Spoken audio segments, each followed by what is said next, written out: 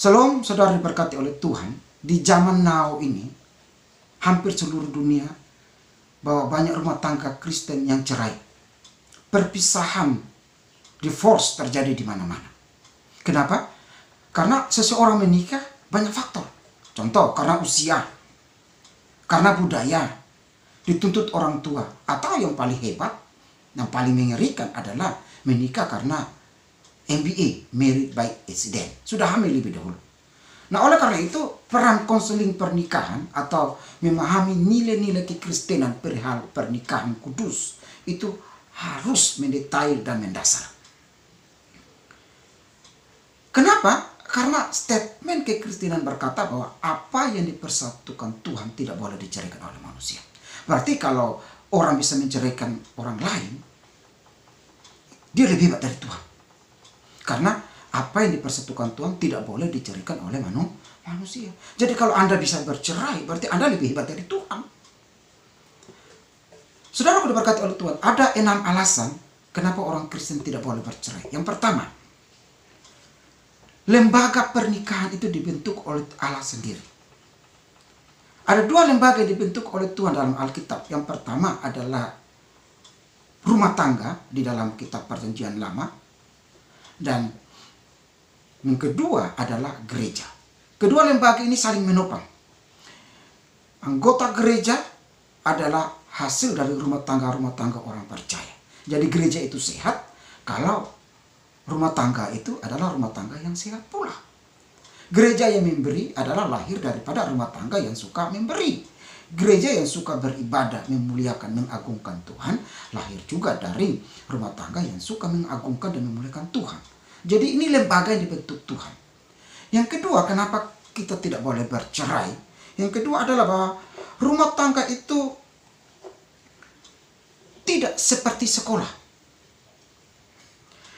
Yaitu bahwa kalau saudara dan saya bersekolah, misalnya TK 1 atau 2 tahun, SD 6 tahun, SMP, SMA, bersekolah dulu baru dapat ijazah.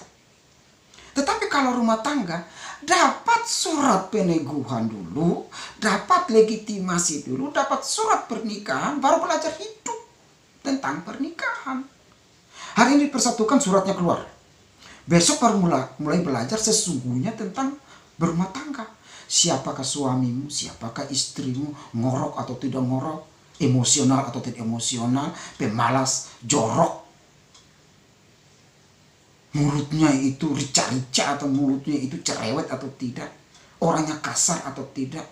Orangnya percaya atau tidak percaya. Itu baru dipelajari setelah ditekukan menjadi satu. Jadi berbeda dengan sekolah formal. Sekolah formal belajar dulu baru dapat ijazah.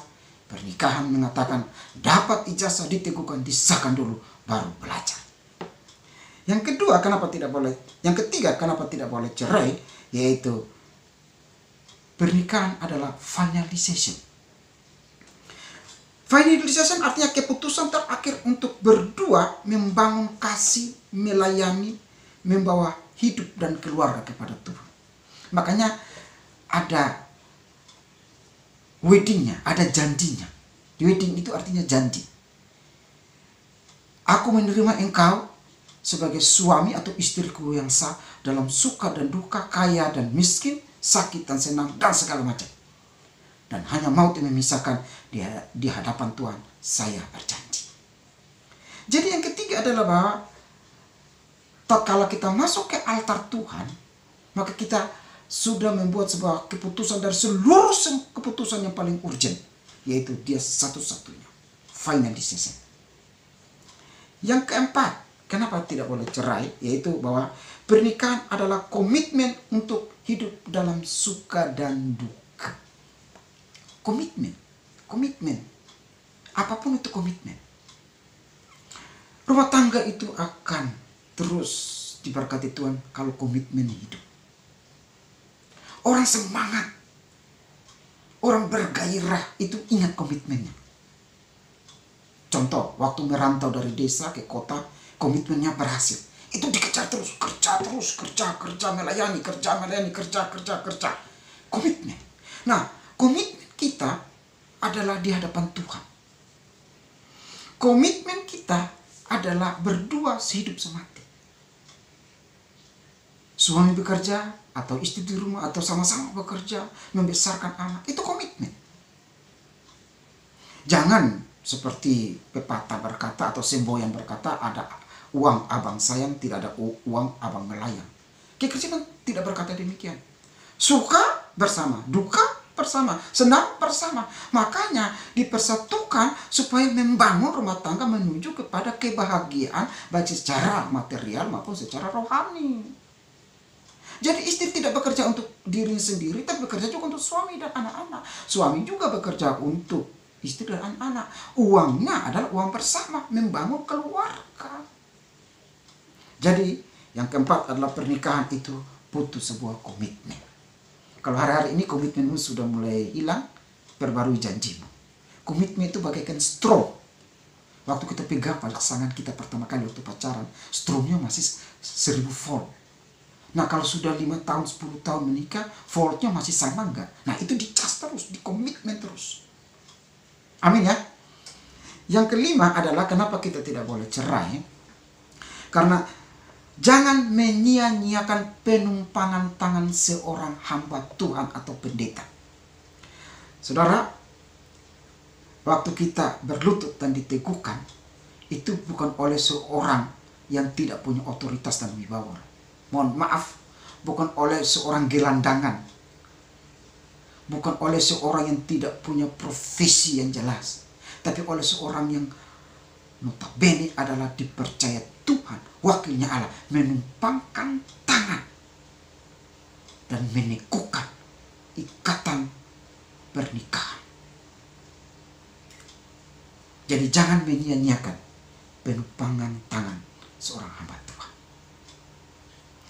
Yang keenam, kenapa tidak boleh cerai? Yaitu menikah itu karena jodoh. Dalam bahasa Ibrani itu neget. Neget itu artinya cocok.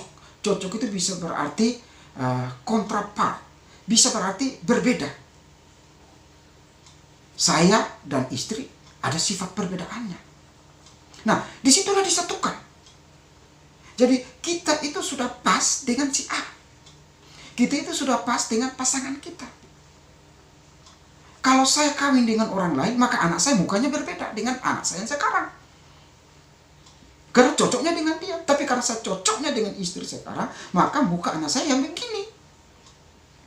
Jadi siapa yang dipersatukan Tuhan dengan melakukan doa atau pergumulan meminta petunjuk lalu kita menetapkan, itu sudah jodoh. Nah itu tidak boleh terjadi divorce. Kenapa? Karena hanya maut yang memisahkan. Sekali lagi, hanya maut yang memisahkan. Jadi pernikahan Kristen itu adalah pernikahan yang abadi. Nah, timbul pertanyaan. Kalau begitu, bagaimana kalau punya istri satu lebih? Saya bilang begini. Kalau kita punya mobil lebih dari satu, rumah lebih dari satu, kendaraan lebih dari satu, atau properti lebih dari satu, itu bonus. Tapi istri lebih dari satu itu celaka. Kalau Anda punya mobil lebih dari satu, motor lebih dari satu, rumah atau sesuatu lain lebih dari satu, itu bonus. Sekali lagi, bonus. Tetapi kalau istri mau lebih dari satu, itu celaka. Kenapa? Karena orang bilang begini, loh Alkitab kan mengatakan bahwa, atau menceritakan bahwa Salomo punya istri 1000, Daud punya istri lebih, dan seterusnya. Nah saudaraku, itu cerita Alkitab. Cerita Alkitab, histori. Tetapi statement Alkitab itu adalah apa yang dipersatukan Tuhan tidak boleh diceraikan. Karena penciptaan di Taman Eden itu hanya Hawa bagi Adam. Adam tidak diciptakan 2 perempuan. Tidak diciptakan 3 perempuan, 4 perempuan. Sehingga Adam harus kawin lebih. Kalau Tuhan bisa mengizinkan lebih dari 1, berarti Tuhan menciptakan 2 perempuan, 3 perempuan. Tapi karena cuma satu jodohnya, neketnya, maka cuma 1. Sehingga bersajaklah Adam. Inilah tulang dari tulangku dan daging dari dagingku. Begitu. Jadi pernikahan itu adalah jodoh. Jadi kalau orang bilang perlu tambah istri, itu celaka. Itu kebodohan. Kenapa? Karena menikah itu bukan persoalan daging, tapi persoalan persatuan di dalam Tuhan. Jadi kalau orang alasan, ya supaya, saya bilang itu daging. Hidup ini cuma sementara dan semua yang kita lakukan di dunia ini daging. Termasuk nikah itu daging. Seks itu daging. Tetapi hakikatnya di surga itu tidak ada kawin-mawin. Jadi dengan satu saja supaya setia sampai mati. Karena kalau orang memilih lebih dari satu, mengambil satu lagi, itu persoalan daging. Daging dan daging. Apakah bisa bersikap adil? Tidak. Apakah orang bisa bersikap jujur istrinya 2, 3? Bagi saya tidak. Nah, kalau dia mau bantu orang seperti itu, kasih aja duitnya. Jangan mengingini tubuhnya, mengingini dirinya. Kasih aja duitnya, toh. Jadi, kekristenan melarang. Jadi kalau punya properti, punya harta lebih dari satu, itu bonus. Tapi kalau punya istri lebih dari satu, itu melanggar Alkitab, itu celaka. Makanya 6 alasan ini. Kenapa kita tidak boleh cerai? Karena apa yang dipersatukan Tuhan tidak boleh diceraikan oleh manusia. Kiranya kita mendoakan rumah tangga kita, mendoakan anak-anak kita, dan mendoakan cinta kita supaya tetap everlasting sampai maut memisahkan. Cinta yang abadi adalah cinta yang saling memberi, dan cinta yang abadi adalah cinta yang saling berkorban dan cinta yang saling memahami seperti kasih Kristus bagi gerejanya. Hiduplah dalam kasih Tuhan. Rumah tangga yang harmonis, persekutuan yang harmonis, keluarga yang harmonis sampai mau memisahkan. Amin. Shalom.